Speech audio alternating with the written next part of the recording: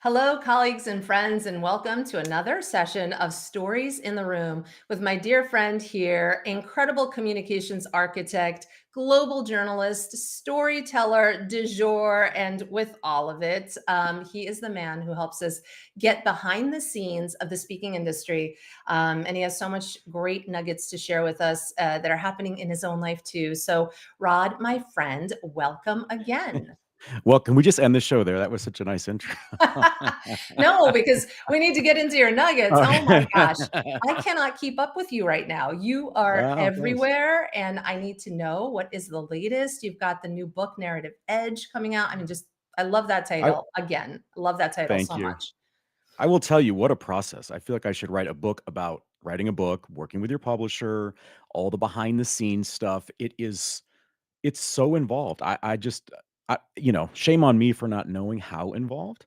Yeah. But it's like you get your deal and then you write your book and there are all these huge, momentous times. And then you have to promote it and you have to send it out and get blurbs and testimonials and do all of that. And you did. And I thank you kindly for that. But I That would was say an that's honor. probably the most humbling component of this is getting feedback from people that you revere in so many ways Mm, and that you've worked with over the years. And so it's really a nice sort of calling card to reconnect with people that have impacted me over the years, not just here in the US, but abroad. And yeah. so it's an exciting time, a little nerve-wracking, but it's exciting. Yeah. And before we bring in our special guest today, the one thing I want to share about your book that you just posted about this and I love it so much.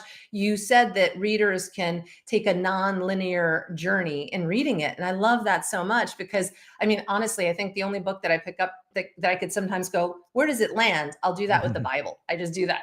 But like there are other books like, throughout that I've done that, but very few, that I don't feel pressured to read in the linear fashion from start to finish. But tell us just a little bit more about what your thinking was behind this book and writing it that way. Yeah, so I don't know if I had this at the beginning, but I will tell you through the process, when it hit for me, and I think anybody who speaks or writes, when you get into a zone, everything just sort of clicks. Like the lighting is right, the audience is great, the audio is fantastic, and the energy in the room. And I it finally hit me that what I was writing, and I'm not even a musician, but I wrote it more as an album. So Mhm. there's a side A and B, right? And so if Marjana, if you're an artist and I pick up your album, it's like, I can talk about this album compared to other albums. Like this was the time when this was going on in your life and your songs reflect that. And so in that way, you can listen to the third song on side A or, on side B, you can listen to the first song. It doesn't have to be in this linear fashion.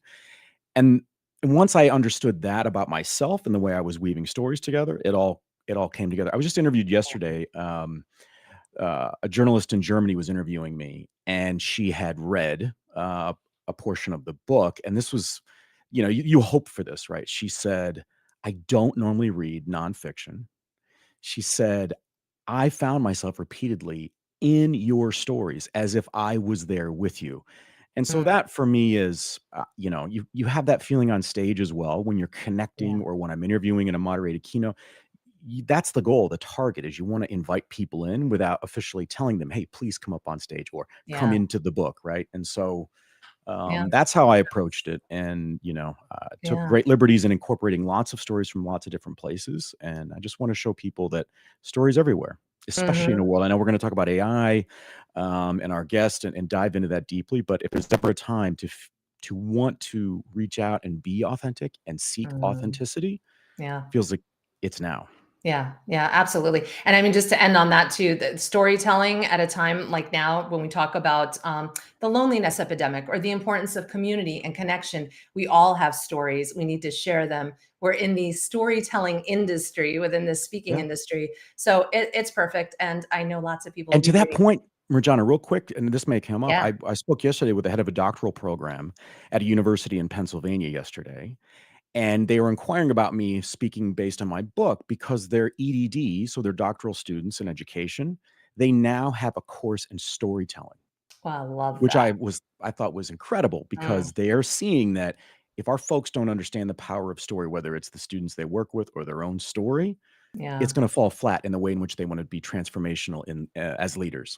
Oh, wow. Yeah, I love that. It's just coming up everywhere. And again, you were even asked to write this book because the storytelling is coming up everywhere. You literally, the I publisher reached out to you. So love that so much. To continue on story and getting behind the scenes of story in our business with incredible colleagues and friends, I am so excited to just welcome Sheldon Senek to our conversation today because Sheldon, Rod, I just have to share. Sheldon is someone I met at one of my first International Association of Speakers Bureaus conferences, and we both live in New Jersey. So on our plane ride home, saw that. yeah, and Sheldon is just an incredibly giving person. I mean, so many of our colleagues in this industry are.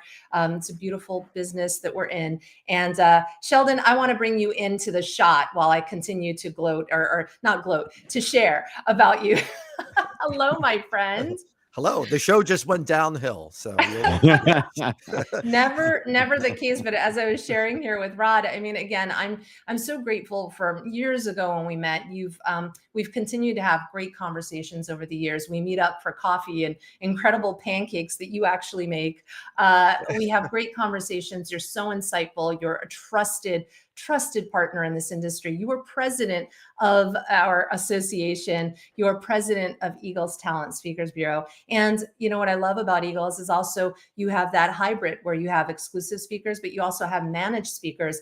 That's something we're going to talk about a little bit here too, because I know for a lot of speakers coming into this space, there's confusion sometimes about what that means, what that's about. So I want to talk about so many things. And of course, the biggest chunk of this show is going to be you and Rod diving in. And I love it so much because even I don't know what Rod is going to ask. He never asks me about the guests. You never ask me, Rod. You're never like, give me a little tidbit, little secret. Never. That's the fun part.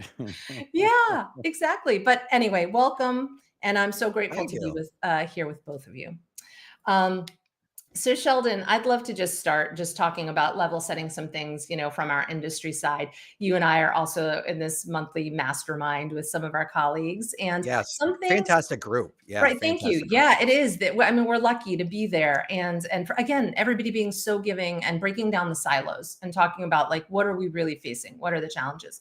Yeah. One of the things that came up in our group last month was this conversation around AI, and we know we're hearing about so many meeting planners going to AI to ask AI for the best speakers in AI, the best speakers on any topic, right? Mm-hmm. How are you feeling about that, and how are you handling it internally within your agency? Well, I guess I first should preface it that it doesn't matter what I think, it's what the clients want to use. So I can, it's always about, when the days of the fax machine and people are like, why don't they just call us? And then the computer, then the cell phones, and then why don't we do things the way it doesn't matter. It's just the way whatever clients do and however whatever tools they use is it's just the way the world is going. So when it comes to AI, let's face it, they are starting to use things like Chat GPT, or I shouldn't even say starting. They have been using it. And there's, Perplexity is another one.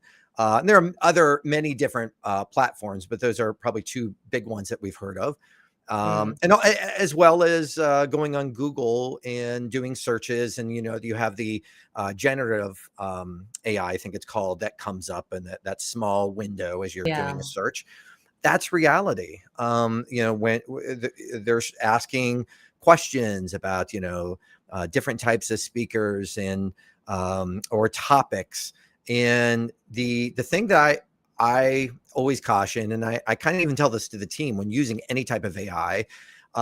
Use it. It's like it's there. It's a tool. It's something to collaborate with, but don't let it take over your critical thinking.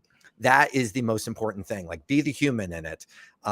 You can ask so many different strategy questions, or finding topics and different speakers, but sometimes it's going to give you wrong information too. So I remember I was doing, oh my gosh, what was it? It was some letter I was putting together, and I needed to do a bunch of research. And part of that letter had a day of the week, and it was obviously in the research and that I was putting into Chat GPT.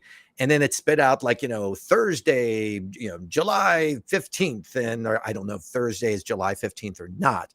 But I was like, I looked it up and I'm like, hey, wait a minute. this is wrong. It should be, another day of the week. And it came back, say, oh, you're right. So isn't it Mm, funny? I mean, I wish I could do that at work when I'm like make a mistake and like, you're right. I did screw that up and then move on. yeah. So, but it is a tool. I mean, it is, Mm, I think, when we're thinking about our industry, industry is who knows where it's going to be in 3 years and 5 years and 10 years. Um, the interesting thing is, there's so much information at our fingertips.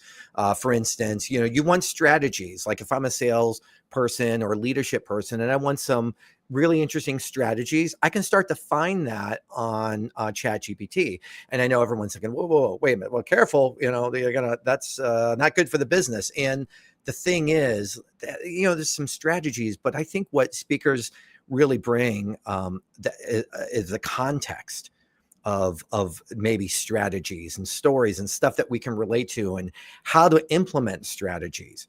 And I think that's where AI falls a little short, is really having us understand context. And mm, that's the same in whatever capacity you use it in. yeah. Now, AI becomes the more we use it, like things like Chat GPT, the more you fill it up, it starts to know your voice, know you. And listen, it's not going to get any dumber. It's only going to keep collecting information about us, about you, about our conversations, whatever, and be able to utilize that. Yeah. However, I still keep coming back to the critical thinking. Like we Right. have to be aware. We have to read through. Uh, Yeah.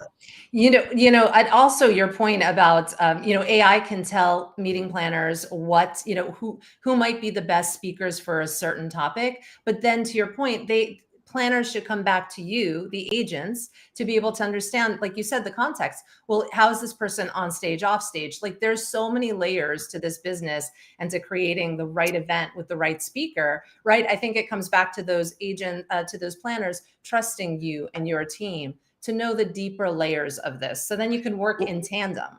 yeah, I mean, on top of that, uh, you know, AI is going to grab information that's on the internet, right? It's pulling from all these sources, and let's face it, it's probably pulling from it could be top Google results, and but that can be skewed, so we can come up with maybe 5 or 10 selections, but they may not be the best. That just may be the 5 to 10 selections that it comes up with that appears in top results, but they may not be the best in exactly what you're looking for. Mhm. And on top of that, you're working with a bureau buddy, as I like to think of them. You got them sitting there, and once you engage with them, whether back and forth, email, phone, Zoom, whatever type of video chat, um, you have an opportunity to really kind of go bounce back and forth to really get a deeper understanding context of what the team's going through, what the challenges are, Mhm. who you had last year, and like what worked, what didn't work, and what you're really focusing on this year. And I mean, let's face it, like the price point and the budget. Someone may come in thinking like, I want Mel Robbins, and like that, not everyone's going to be able to afford Mel Robbins, frankly. Mhm. So the question is, who is at the price point that your budget's at, and maybe who is the next Mel Robbins? Who's that going to be? Who's that up and coming person? Yeah. Or who at every price range? I mean, that's the things that we kind of have to think about, like on the bureau side with our sales Mm, agents. absolutely. Rod, what are you thinking about this piece of it with AI? Wow. I mean, it's just such a big question because I think about there's a synthetic nature or a danger in I think our industry, right? So I will get as a speaker, Sheldon, I'll get all kinds of inbound emails and things on social like, "Hey, Rod, hey, we can get you in front of all these audiences and we can produce a video that is basically fake that shows you on a certain stage." And so it now look, I think on the silver lining is those that can tell a story, those that can capture the attention of an audience will be able to do so and the cream will rise to the top. But I do think it provides an opportunity for people to have this false assumption that anybody can be a speaker, anybody can get up. It's an art form, right? It's an ability to connect with another group of humans in a way that they can learn, they can be inspired, they can be motivated. And yet, even if AI can sort of funnel in all this information and create your own TEDx talk. I mean, you can do anything with it now, especially within the content space. that doesn't mean you can deliver it. That doesn't mean that you can read the room, because the AI can't read the room. And I think that thankfully is going to help us. But I do think it makes the work of Sheldon and the like that much harder, because, and that's was one thing I was going to ask you, is just how do you parse through that? Because there are a lot of people that look really slick online, but boy, sometimes Yeah. the slicker they look, I think, I wonder what that's like in real life. So our sales team, we watch collectively, we sit and watch speaker videos at least 2 times a week together in the mornings. On Tuesdays and Thursdays, we're watching both updated material from speakers that we already have relationships with or that we list on the site. And then we also have the speakers who are submitting, and brand new that we've not heard of before. So there's a lot. Like every single day, we're getting submissions or updates. And so it is our role to really, first of all, keep updated and view all of these as much as we can.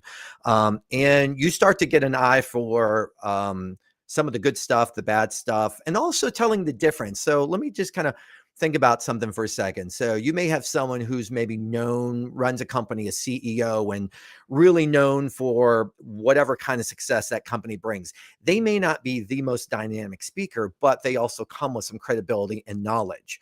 So that's one kind of speaker. You have another kind of speaker that maybe they don't have all that CEO credibility, but they're a fantastic speaker on a particular subject. So it comes in many different shapes and sizes with speakers, and you can tell the ones that are slick. Sometimes you see them and you're like, wow, that was a really good video. And then the next thing is you want to see them maybe in like an extended clip. Like, let's watch a 5-minute clip of this person, because I want to see them telling the story. I want to see what they're, to me, video, first of all, like a video should have at least has to have value, has to have credibility and personality. I tell the speakers I manage, the sizzle reel has to have those 3 things.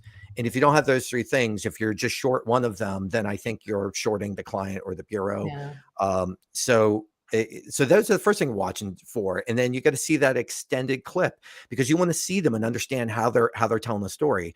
The next thing is, and I've seen some of these videos come through where it's funny you mentioned that, in front of an audience or not. Now there's, and aside from the videos that maybe people do that are AI generated, I've seen the videos where people are really on a stage and it's a planted audience. I'm going to tell you, I can spot those a mile away. And I get it. Like, being able to have those videos are important, but when you can spot them, you're like, there's something, I mean, like if you're speaking, if you're in any type of performance, there's something like a heightened energy, I guess, about it when you're on stage. You sense it, like you sense it in the person. Totally. Because they're really trying to connect with the person. And I feel like when they have the planted audiences, I'm like, they're not really trying to connect. They're just really going through their spiel and getting that sound bite. They're aware of the camera. Yeah. Oh, totally. So that's why. What do you recommend, Sheldon? Let's talk, if you guys don't mind, just breaking Sure. that down a little bit, because, sure. And Rod, we've had this conversation on this show with a lot of our colleagues, our industry agents, a lot. It's out there. And I'm a big proponent, Rod, of saying that we all have a story to tell, whether you could really be a speaker, to your point, on a stage to get paid for it, or we want you to be able to share a story in your local communities, your chamber of commerce, those kinds of things. There's opportunity now for people to share. And I think we all here believe that's important, right? We could start with that level set. But what can they do differently? Because again, to the point of chicken or the egg, you got to start somewhere. You need to stay, get your thought leadership out there. If you have money to be able to do it with a great camera and a great stage and, within a group of people to do that, why not? Or can we do it better? So, I'd love to hear from both of you. You, Rod, as a speaker, and Sheldon, you as someone, again, you have to cull through these, you have to see these. What advice can we give to do it any differently? If people really have a message to get out, but they just haven't had the hours to put in yet on a real stage. Sheldon? Rod? Oh, I was going to say Rod. Hey, come on. You're both so generous. You're the guest. Well, okay. So it's a lot to unpack there. So, I think it's important that, first of all, if I'm a speaker starting out, I think about things like I have a theater background, music background, and there are different many levels of theater, right? Playwriting is part of my background, and I think there's commercial theater, there's community theater, there's educational theater, experimental theater, right? So they're all different levels, and commercial theater is a very different level. It can still be art, but it also they want to make money. But it can still be art, can still be those two things. Both can be true.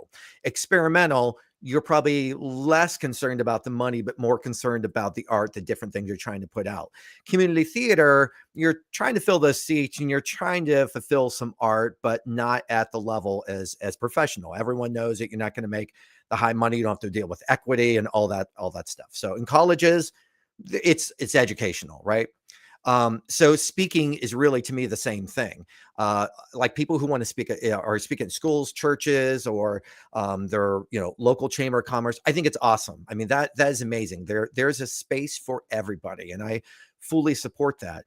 For like a bureau, we are what you would call really in the commercial side of it. We work with corporate groups, associations, and there's expectation on their end to get people to have some level of achievement, success. And so there are people who want to get to that level, and that's not easy. And not everyone, I mean, frankly, there are some people who want to get it that just don't quite make it there. I look at it as when you go to a grocery store and you see all the jar of pasta sauces on there on the rack, right? And you're like, man, like which one do I choose? Well, if I'm, I go there and like, if my parents always, did carbone or whatever that like that's the one we're going to get because we're familiar with it. We know it. They advertise it. We see it everywhere, or, Prego or whatever it is.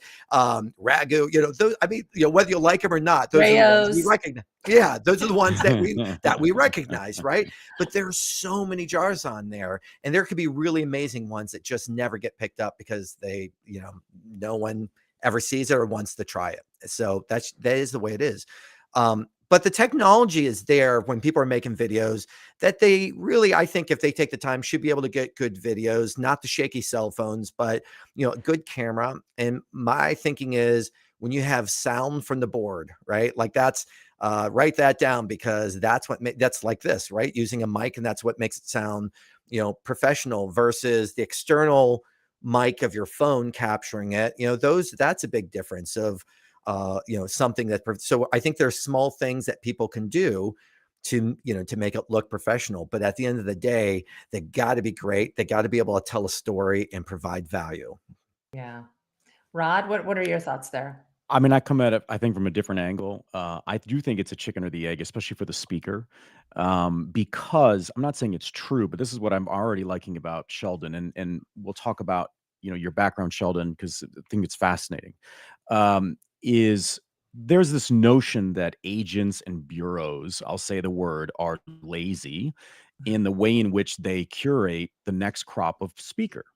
And so you get speakers that then talk to one another, and it's like, yeah, but they're never going to look at they're not on the pursuit of the next great Mel Robbins, to your earlier point, Sheldon, right? It's what is fast, what is easy, what is transactional. And I think that perception then forces speakers that are sort of on that cusp between sort of that I'm at the Chamber of Commerce and now I think I can move on to that next level, from figuring out what is an appropriate next step, right? So many speakers think, it's the TEDx. Right. I remember a call you and I had quite some time ago, Marjana, and that was an industry expert said the exact opposite. It was like, no, we don't want to see a TEDx. Yeah. If anything, keep that away from our inbox. So I feel like it's one of these things where if we can come together and have conversations about what is valued, because I know a lot of people that have fantastic experiences on stage, but the environment is not, it doesn't look like they're on a Hollywood stage, right? Because they spoke at a university, whatever it was, that environment, the lighting was off, but the content was amazing. And so I think that we either need to break some of those perceptions and or help to inform so that we can find that next to, you're just using the example of the next Mel Robbins or someone that Mhm. motivates on a grand sort of scale. But there does feel there seems to be a disconnect, right? And then you have all of these groups, I will not name them, where they'll have like these hubs, right? And you go and people spend a lot of money to try to get their speaking sort of kit together. And I've talked to people post those experiences, and it's like they don't really know what happened or if it was beneficial. Like they can't even gauge that Mm. because it feels like the Sheldons of the world are at an arm's length. They don't know how to connect, right? And it's so I think that's a big challenge. So yeah, and I definitely want to hand it over now in a minute to you, Rod, to take off with Sheldon on the personal side. But well, where I'll just share from my insight from this side with that is like what I'd love to also see speakers do is if you don't have your keynote ready yet for a sizzle reel, don't think you just have to record a sizzle reel. You could get on a great stage, whatever audience you have, whatever you want to do, but record thought leadership. Talk about your thought leadership. Talk about something that you could put on LinkedIn and start building your LinkedIn community of followers, of people engaging. And I really do believe LinkedIn is a place that continues to grow in our industry. For the people that are doing it right and authentically, it's going to make a difference. I know so many speakers that are getting booked because of it. When they do it the right way, you could just start sharing your thought leadership. So I encourage any speaker that might be listening to this to know that a sizzle reel is not the only thing. Yes, it is something you need. It's another arrow in your quiver. You absolutely need it. But if you're not ready for it yet because you don't have a keynote, because you can't get on that stage fully, there is a place for you to be able to create and curate other stuff.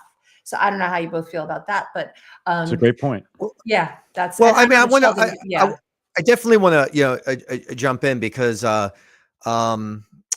yeah, I mean, there's a lot to unpack right there. I mean, with the bureau side, like it's a tricky business because there are speakers that we're familiar with. Remember, like a lot of our, like even on our team, I have people who like the sales agents who have been doing this for well over 15 years. So it's a lot of experience, a lot of speakers in our database alone. I mean, we have probably, over 20,000 speakers. Some of them are dead. We have to list, like who's alive, who's dead. But, we only book live speakers. We haven't gotten to that point. Boy, would that be cool. Or not. AI, you might be booking Yeah, people AI, live. Yeah, we got Seriously. John Lennon today. So he's singing the song and speaking. But, but that's reality. There are a lot of speakers. So it's challenging to, not to, there's really not much of a counter to what you said, Rod, because it's it's a balance. It's a balance between putting out those proven speakers and recognizing the ones who are up and coming. And for those who are up and coming, I mean, I say focus on what you're doing. Like the minute that you start looking at so and so, and you're like, oh man, that person's doing such and such, and I know I'm better than that person. I should be getting. Then your mind's in the wrong headspace. And the minute that you're saying that about bureau, like, oh, I sent them stuff and they're not looking at me, your mind's in the wrong headspace. You should be doing exactly what you do and do it really well and keep doing it. Keep your head down, full, forward. Whether it's a TEDx or not, like listen, most of us in like the bureau side, like we understand TED is what's the big idea? It's one idea in 15 or 20 minutes or less. And that's it. So full keynote gets that and gives you what to do with that idea. So it goes beyond. So I think, like we can recognize when we watch a TEDx, like that's a specific moment in time, specific performance that is addressing a particular topic. So, but that's refreshing, by the way. Yeah, I think Don't it's you think, great. Marjana?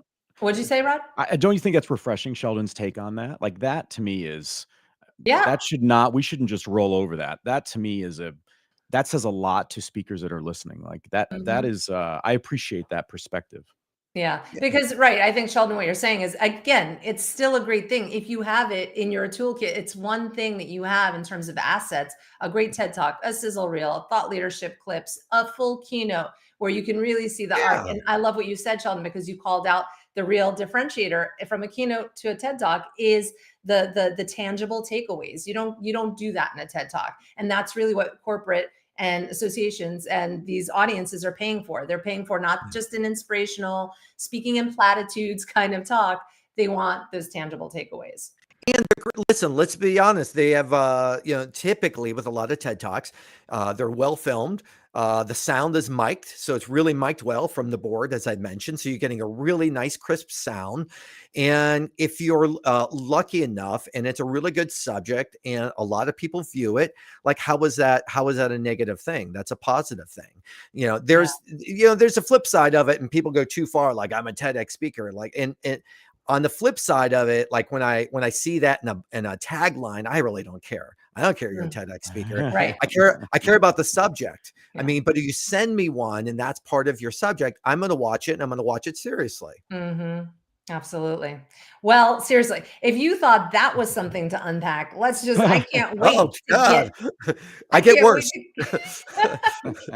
to just hear now what Rod has with you. And I just get to kind of sit back and listen. So, Rod, my Hi, friend, take it Rod. away. Hi. Sheldon, it's just you and me. It's been like 10 years since my last confession. So Okay, okay, well, good. Then there's probably a lot you want to get off your chest. yeah, I think so. Um, you mentioned it briefly earlier, but I wanted to bring up that you are a playwright. Mhm. At least according publicly, you've done over 8 full-length plays and over a dozen short plays. Oh, more than that, yeah, a lot. Yeah, way too Let's much. see. You just need to Stuff I'll update never even, they're locked your away. sizzle reel, Sheldon. But okay, so what I love about that is obviously story, right? That's Mhm. story, and it's the medium of putting out story in that manner. What I want to translate that to public speaking. Like, Oh, yeah. what is it about the playwright in you that allows you to sort of get that itch scratched through public speaking? Talk about the creative element that jazzes you up in maybe a similar or a different or a complementary way to composing and building out a play from start to finish.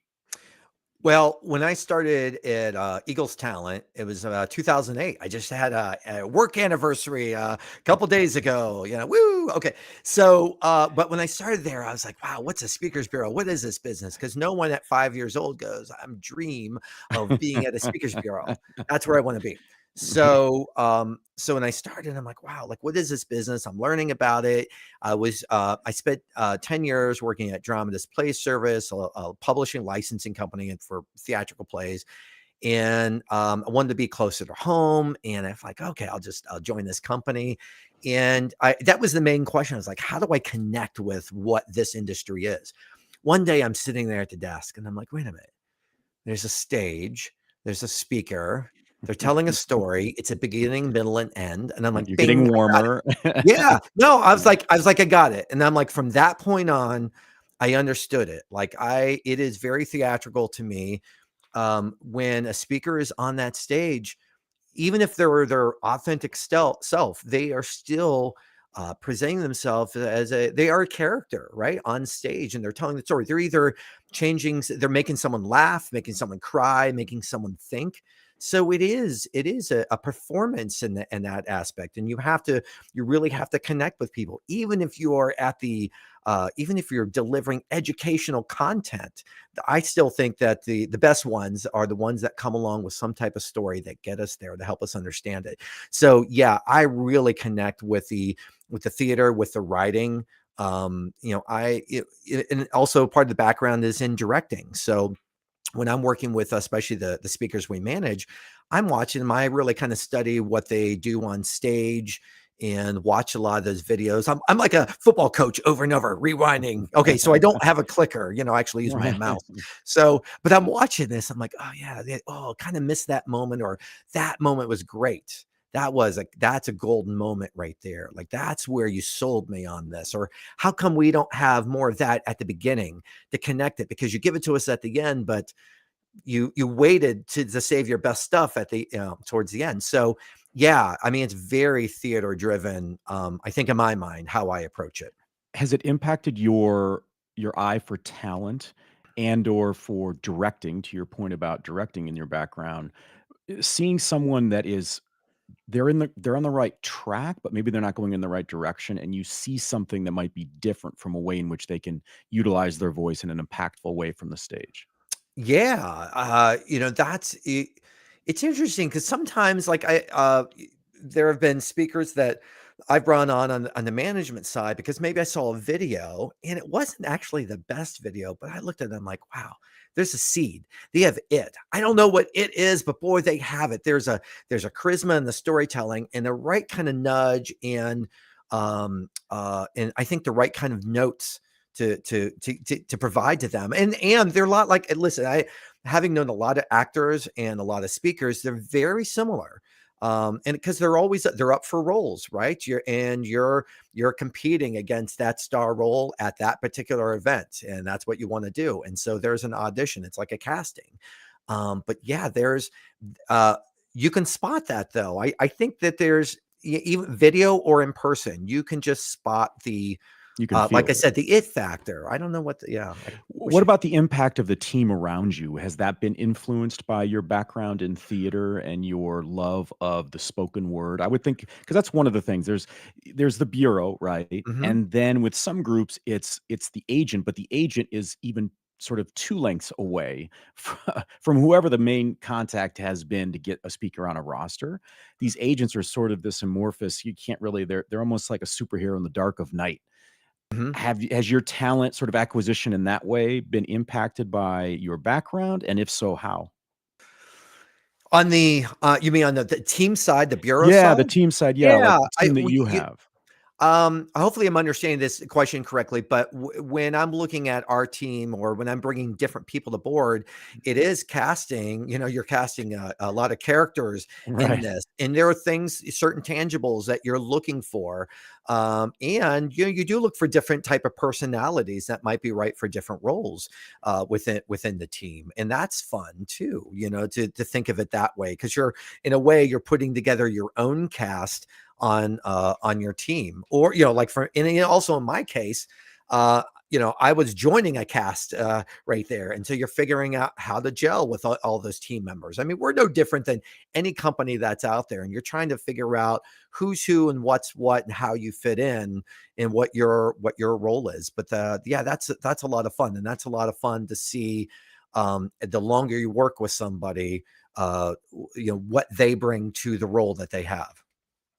So I'm gonna say this. I'm gonna go out on a limb here, Marjana, and just say that that Sheldon has the it factor in this, and this is not just me playing up to our guest, in that there's a human side to you that is so anti sort of transactional Mhm. that I'm sure people watching or listening to this are going, boy, if I experience a transactional personality within the speaking industry, I don't get that at all. Like I sense that there's an ecosystem that you if anything, when you get excited, it's not about the transaction that unless it's a contract was signed or a client is Mhm. it's about knowing that the engagement was as powerful as you thought that it was when you made the recommendation of that speaker and sort of that mix and that fit. Is that a fair read that is really what drives you?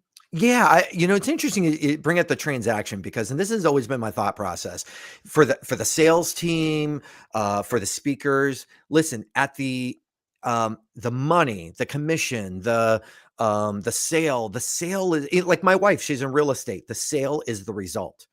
Right. If you're trying to do your job based on put the result in front of you first, then you're doing the wrong profession. You're going about it wrong.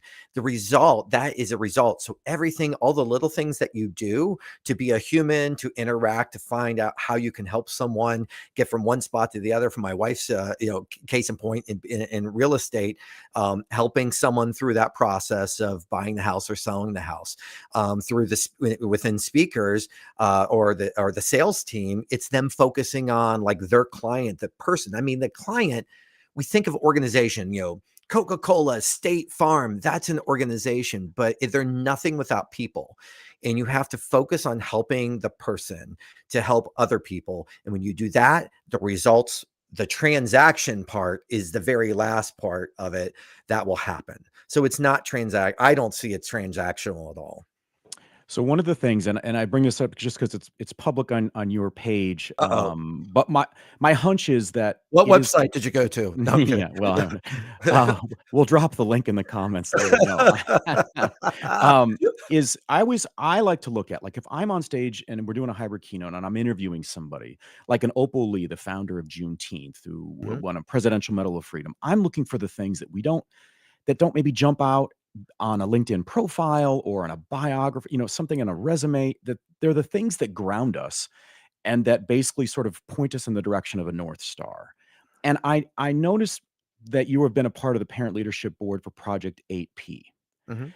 Do you mind sharing a little bit about that and how that has it sounds like a community of incredibly passionate parents and people that it's about humanity and it's about finding a way to connect.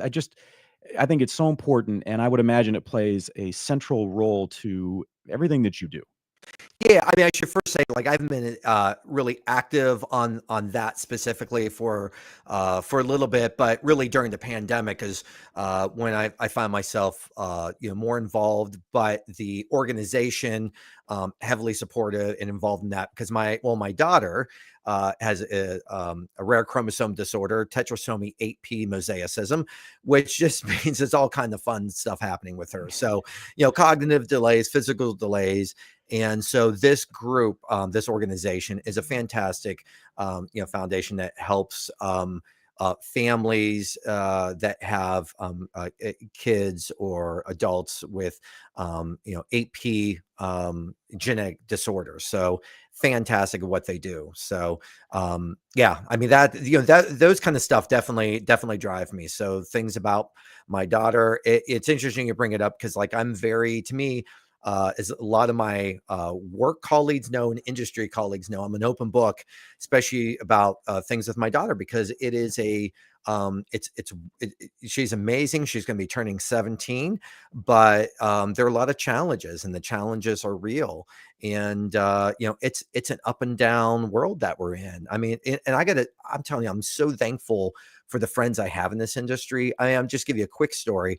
So my daughter has surgery, let's see, back, oh geez, how old was she? Maybe 13, 14 or so. She had a back surgery, and there was some big complications, leaking spine fluid and stuff. So we really had a rough time.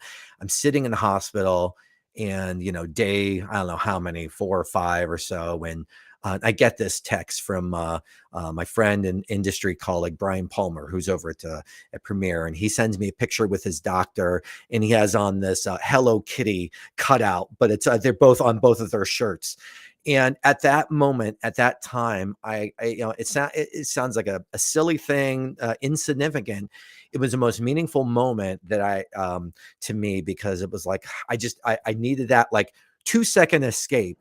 And also with someone that he didn't have to reach out, but he reached out because he cares, because he's a friend and he's a human being. And that speaks volumes to the kind of industry we're in. I mean, he's just one of many examples of people that, when I go to our association convention at IASB, people always ask, "Hey, how's Josephine? How's Josephine doing?" And I love talking about her, and I love the fact that they care. So sorry, I got in a different No, tangent. The bigger story, which is not an yeah. apology at all. To me, if anything, it says so much. Look, I think more of it is needed in an industry that feels so polished to the outside world. Mhm. It's actually the beauty is in the messiness, and Yeah, that everybody's a human and everybody has stuff going on, we're and all going through something, right? we're Yeah, all yeah, going through something, right? yeah. And so to be able to connect that to a world where there is sort of, I mean, look, if you think about the speaking industry, I remember when I started as a teenager, I had this weird sort of stroke of luck, and I started speaking around, and I thought, this is Mhm. amazing. I'm getting paid. I'm a teenager, and they're asking me what hotel to stay in. And this is pretty amazing. But then I started meeting people, and it was like, oh, there's a circuit of speakers. And there was just sort of this cycling, I would see the same people at just different events, but it was sort of the same old dog and pony Yeah. show. And I thought, where's the connection? Right. And Mhm. so for me, that's why I went and got my doctorate in clinical psych, because I wanted to understand that first and be immersed in that, Yeah. and then translate that over. So I think Mhm. it's a long way of saying we need more of that background story. To me, that's the most powerful thing I'm going to take out of today, because that says so much about probably the way you think about the people you hire, the roster that you put together, Mhm. the way you speak and talk with clients. It's such an important component. And I want to circle back to the playwright Yeah. piece. There are a lot of people, I think, that are so curious as to where we're going to go as an industry, right? It's just everybody is, and I listened to what we talked earlier about AI. I'm doing my best on off time, or late at night, listening to podcasts, listening to interviews. If this is a 3-act play, our industry, like, what act are we in, and what do we have coming around the corner? Wow. Yeah, good luck. We're in the last page and it's over. No, I'm kidding. I'm just totally kidding.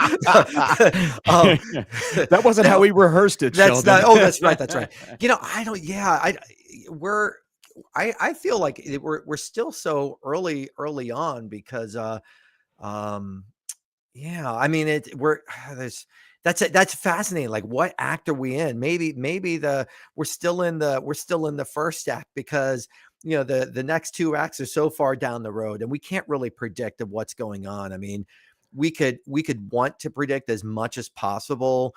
I know there's so many companies and so many people in speakers that are concerned, like, well, what does this mean in 3 years and 5 years? Well, what people will have a job, what won't they? Will they care about us speaking to it? But I believe that listen, there was a point where operators on the phone, we always needed operators dialing the operator, and then at one point we didn't have operators.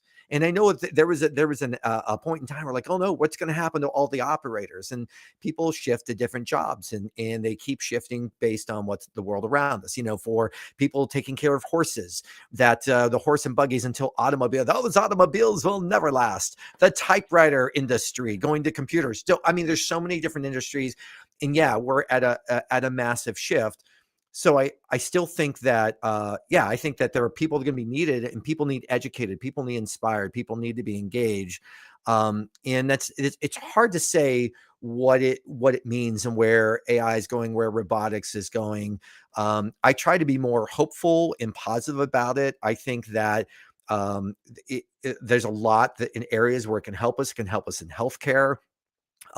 It can help us in so many things in daily lives. I mean, it helps with my daughter being able to use an iPad. It's amazing where we didn't have that before. I mean, just this technology for us to be able to do this kind of thing, Yeah. all the intelligence in the background. So Well, yeah, let's zoom in, if you don't mind, Sheldon. yeah, Let's sure. zoom in on the role of the speaker. Hmm. So if I play out the premise and you're a playwright and we say, okay, we're entering a world where answers are plentiful. Hmm. Yet, if we think about speakers and sort of the origin, it was about sort of you standing up on stage and sharing information that would maybe spark innovation in my own mind, or provide an answer to a quandary of some sort, or package or sequence information in a way that I hadn't thought about as an Hmm. individual, as a company, as an organization, as a community. Yeah. If we're entering a world where answers are plentiful, what is the role then of the speaker? In essence, Oh yeah. I could argue that I don't need to go to see that person speak, because I can the answer is in front of me. That doesn't take away the necessity to have speaking at all, but I would imagine it does change the role. So in essence, if you're writing a character that has to evolve, what are Mhm. those key elements of that character that you think would have to sort of be exhibited to be believable by the audience? Yeah, I think the role of the speaker, I feel like it's really becoming experience driven. Mm, And this goes back to something I said earlier about we could go to Chat GPT, and I'm looking at a leader like, hey, what are 5 concepts I can use today to reach out to my team and try to like encourage more engagement. And I could look that up. I can get I can get those 5 points, and I can try to implement that. But what I'm missing context. I'm missing like really the connector of how to use them, or examples of really how to use them. And when you bring a speaker on stage and be able to provide that experience to us and create an experience, then I think it becomes moving. And I think, just like theater, I mean, the same thing, like theater and music, the questions are asked too. Like, what's AI going to do to the music industry? What's AI going to do to the theater industry, the movie industry? And it's impacting, it's being used, and it's going to continue. It's not going to get worse. The technology, it's only going to get better. But the experiences, I mean, at the end of the day, like right now, we're human to humans. We still thrive on human connection. And I think that's part of what speakers really are able to bring. They bring the human connection, they bring the knowledge for sure, but they're able to, um, they're really able to, like I said, to add context and to bring story to it, to have you understand how to use those strategies more. Otherwise, they're just written words of strategies. No, I appreciate that. I wanna take a little bit of a left turn, Sheldon, if you don't Sure. mind. Take us inside maybe the conversations or the things as you're reading the tea leaves when it comes to, let's say, topics that clients or prospects are looking for, because I would say that probably the easy surface level is, AI. Obviously, we're talking about that, or Sure. something that has to do with AI in a given industry or the application of it maybe impacting, HR, talent, these sorts of things. But is there a subtext to it that we're not thinking about from a topic perspective, or that you would not be shocked if in 18 months, in 2 years, we're saying, "Wow, this is the leading topic that we're getting asked about," and if we have people that can support that, and we can offer them to our clients? Yeah, yeah, aside from what you were talking about, the obvious of AI in futurist and people talking about like these are where, the possibilities of where things can go and let's be innovative. So creativity, innovation, Mhm. people want the ability to think differently, to think outside the box. Yeah, those are always popular type topics, but I think team engagement, I think is big because Mm. today in our meeting, I was talking to our marketing department, and we were just having this conversation. I said, guys, one reason why we meet every Wednesday, yeah, it's great to just share personally and professionally professionally what's going on and what you're working on, and I talk about what I'm working on. But we also get is like when they tell me a story, like when they're sharing personally a challenge that they're going through or a celebration they're having. And what is that? That's about engagement. And the more that we're engaging with each other, then we're making headway. And so I think speakers that really talk about engagement, how we connect better, how to build a culture, and that's from leadership. I think leaders want to understand that more. Like, hey, how do we lead? So AI is a popular thing that's happening. Apparently, that's what I heard. So how do we lead now with AI? What does that mean? How does that change our leadership style? Culture, what do we do? How do we collaborate better? So I think those are kind of things. So yeah, I mean, still like inspiration, motivation, but like those are things. How do we become a community? Within our workspace and within personally as well. How do we create better community? I love that. Yeah, I was gonna bring you in, Regina. Good Yeah. timing. Hi, Yeah, I Marshana. definitely hi again. I'm just enjoying the two of you. Seriously, guys, I wanna this could go on another half hour as far as I'm concerned, but I know our producer, Brian, on the Yep. other side is probably like, "Guys, 7 minutes, let's go." Yeah. But I'm glad, Rod, that you put this question out there about the topic because I wanted to talk to both of you about this topic around confidence. And as I was sharing with both of you earlier, there are not a lot of speakers, and Sheldon, correct me if I'm wrong, but that specifically cover confidence. There are a few, and I feel like it's a topic that's climbing. And we know that confidence is layered into other kinds of things, like when you're talking about authenticity and resilience and all sorts of things. But I really believe, like in this time, especially with all of, again, the disruption, the uncertainty, the awakening that needs to happen, the feeling that people have to get their head out of the sand to get things done and understand and get curious, there has to be a level of confidence that rises up in people. So, and I think as we might all agree here that confidence is a word that's often in the past been looked at as more of a woman's topic. Women don't have confidence. They need more confidence. But this is something for everybody. And, again, as leaders can't bear the burden of all the responsibility of this uncertainty and disruption alone, we need more confident people to lead, no matter where they are in their roles. And I would love just the perspective from each of you on that. And I don't know, Rod, do you want to start? We'll put you in the Okay. fire first. Okay. Thank Well, God. Whew, good luck, Rod. oh yeah. Well, selfishly, I'm going to lean into story, just because that's my lane, and I've seen that. Back when I would guest lecture at Vanderbilt's business school, I would see this with these young professionals, where we talk about the confidence element. When you start to see that flip from student to, wait a minute, I'm the customer here. I'm the consumer.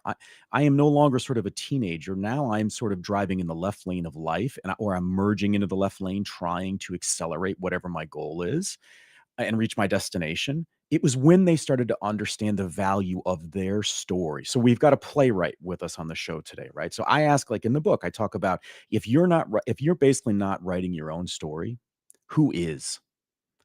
And Mm, Mhm. what character are you playing in the game, in sort of the play of life? Are you a main character, or are you a supporting character? And is that the natural spot for you? Like, I know an individual that I've been speaking with in Europe, and he's a fantastic leader. He knows he is best suited to be a supporting character to a main character. He loves mm, that zone. And I love that honesty because it shows that he's comfortable in his own skin and what he can contribute. So for Yeah. me, the confidence is around sort of what role am I playing? And am I playing that same role in different environments? Maybe I feel like a main character at home, but in the work environment, I am not even close to a supporting character. I'm the oak tree in the corner. And if that's the case, why? Mm. And can I understand how Yeah. to build up my confidence through the ownership? And the last thing I'll say is the first thing I would always do with those students was send me a resume. They bury the lead all the time. And Mm. it was like, no, no, I don't care that you sort of are conversational in a second language or that you know Microsoft Excel. Tell me about a summer job or something. That's what people are going to hire you for. Mhm. That's why they're going to want to connect with you Yeah. after the event because, wow, you worked in a nursery sort of schlepping trees like I did back in, wait, I won't tell you the year, as a teenager, like just trying to make money at whatever, that you connect over story. And Yeah. that's where you build confidence that, wow, I'm not alone. I have shared conversation and connection with other people. Yeah. Yeah. No, I love that. And when you get clearer on who you are, to get that clarity, you have more confidence, right? It's Yeah. practical. Like I think we're at a place where we need people to understand that, confidence isn't something that you're just born with. Like there's a practicality to it and it comes from being authentic. It comes from being grounded. So I'm kind of loving the topic and the idea and elevating it more because I believe more people need the tools and strategies to get to it and to understand how to get to it. Yeah, Um, you said a word that that I was actually thinking before you said it, but it's authenticity. So I see confidence as belief in authenticity. So I Mm. find a correlation between that. I feel like throughout the years, the test of time, yeah, we've unleashed. Yeah, there's an AI word, in a unleashed. world, In a right? world. Oh, we went off on that today, actually, in our I In meeting a world. on all these AI I phrases. love it. So, but Jan, I hope you're listening. Okay. so, it's interesting how like there's a lot of similar terms, topics that we use. They just kind of become shift into different names, different phrases. So confidence to me, that was the first thing I thought about was it's about believing in your authenticity. So so Yeah. I think there's definitely a place for that confidence topic or Mhm. into authenticity and Mhm. to what you said, Rod, about that storytelling factor. And I love that. I love the storytelling and the fact that like when you share something and then we connect on something, whether it's like, do you like strawberry ice cream? Me too. Great. Yeah. I'm lactose intolerant. I'm not. Okay. So then that's when we lose each other. Oh my gosh, I love it. I know we're out of time, but Rod, do you have a closing question or anything you want to share with Sheldon or ask? No, I mean, I just think that I hope people really listen to Sheldon and that there's sage advice, but if anything, they walk away that he's human. And it just Mm, sounds weird that he's on the video She's with stupid. us when I I'm say not. that. No, no, I know. But I mean, in a world where I've seen speakers that are now engaging in AI, where it's not even them, they go to companies that basically produce them and now they're talking. And it just, we really want to hold on to those that are centered on connection. And mhm. I know that's a big thing. Sheldon talked about that human connection the other day on LinkedIn. It's really, it goes without saying, but it should be at the forefront of what we're talking about in the industry that we all support and love, because we've all either been on stage, been in an audience where we have felt like time had stopped because it was Mhm. so magical in what we learned, what we were inspired by, what was revealing. I mean, there's some of the greatest stories that we can imagine. And so I think it's his playwright ability. I think it's his love of being a father and Mm, supporting communities. It's about being in the Boy Scouts and understanding what that means. And then I think fostering a community and a team that he has that is inspired by speakers of all shapes and sizes and yeah. backgrounds. That Yeah. to me is really powerful. Thank Yeah. you. That's very nice of you. Thank you. Absolutely, Sheldon. And I want to, we didn't get to dive into this part, but I want to sort of ask you this as we're closing out too. And it also speaks to who you are. But this idea of that, Eagles is hybrid and that you have some exclusives, you have management, managed team, managed speakers. What I love about that with you is that I know that you're doing that so deeply and thoughtfully. I know we've had conversations about your managed speakers and how you work with them. So I'm just curious, can you just, as quickly as you can, just Yeah. share what's the difference, in the hybrid model? How do you see the hybrid model, as different in this space? And I know there aren't too many people that are doing it that way, but anything you could share for clarity for anyone listening who's had questions about that. Yeah. So, I mean, Eagles Talent has two parts. We have the Speakers Bureau. So we have every and anybody, like a lot of speakers bureaus, but we do it better. Okay. But with the access to, celebrities, to business speakers, everything. Then In a we have world. in a world where we unleash. And then we have the speaker management. And yeah, there is that the phrase that gets kind of tossed around, exclusive or management. So yeah, we exclusively represent these speakers for management. But I love management because you're sharing. You're after trying to work on getting them booked by your bureau and other bureaus, and with clients. But management, I think, is like, it's like driving the car. I care about where we've come from, where we are, and where we're going. Sometimes I think the exclusive model kind of gets that term gets tossed around, and it's different things, different people. So I don't know who does what in any other bureau or model, their inner workings. But sometimes it could be like, hey, we have them, we represent them, there's a call for them, and here we are, we're ready. So like I said, I can't speak to what others do. I just know for our model, it's really focused on them, the human, like where they were, and trying to propel them to do more. And ultimately, it's like someone does something miraculous, right? Like you land a plane in the Hudson River, people are going to want to know who you are. So like Amelia Rose Earhart flew around the world. And so, it's one of the speakers we represent, but the idea is like, well, how do you make sure that it goes beyond the shelf life of just that year? Like, hey, we're really curious because you were in the news and we want to hear your story. It's been years and years after, 10 years, I think, or more, and people still want to hear that story. So that's the thing, is how do you make sure that those stories still stay relevant and there's a longer shelf life for all these stories. So I think that's a lot of speakers, I think, have to think about that. Yeah. And, I'd love the evolution for the speaker bureau industry on that hybrid piece to potentially, and I don't know if you think this could happen, Sheldon, but what would it look like if every year you had a certain of your exclusives, you rolled them into a managed model for the year so that you could go deeper with them? Like, I think one of the things is we just, to Rod's point earlier, why this industry can sometimes be viewed as transactional is because we have so many speakers to think about, to know, to talk about, to market.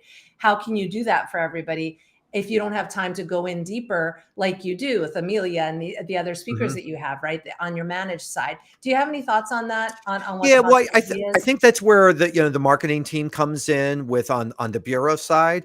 And really, like today, we were talking today, like the Tom Cruise, right, and Mission Impossible. So that's really action adventure driven.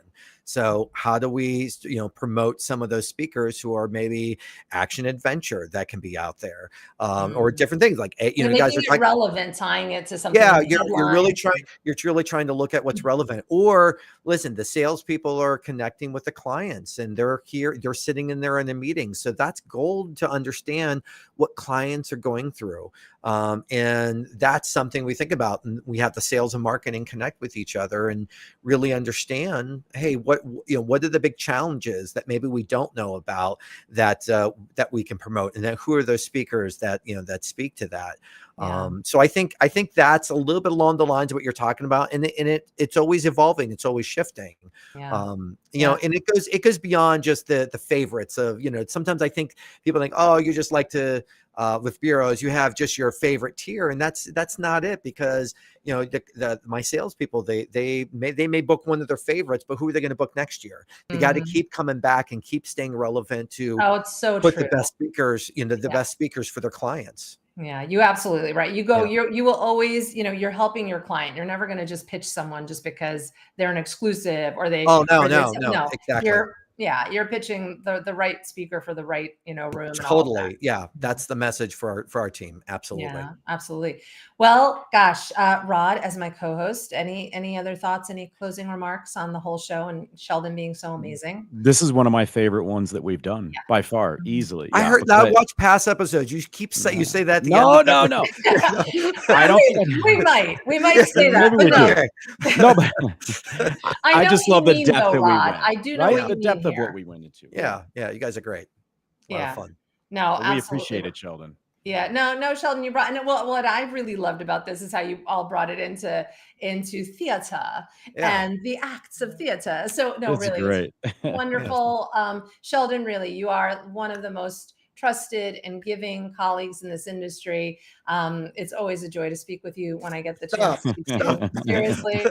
Um, and no, I've Yeah. loved this. This is Yeah. great. It is stories in the room. This is how we get behind the scenes of our industry, of our people. It is all about relationships, connection, and community. Let's keep continuing to give that to one another and grow this industry together and change with it and learn how to be AI plus human and all the better.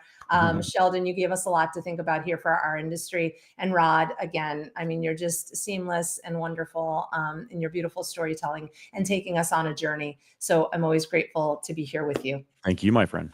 Thank All you. right. Thanks, everyone.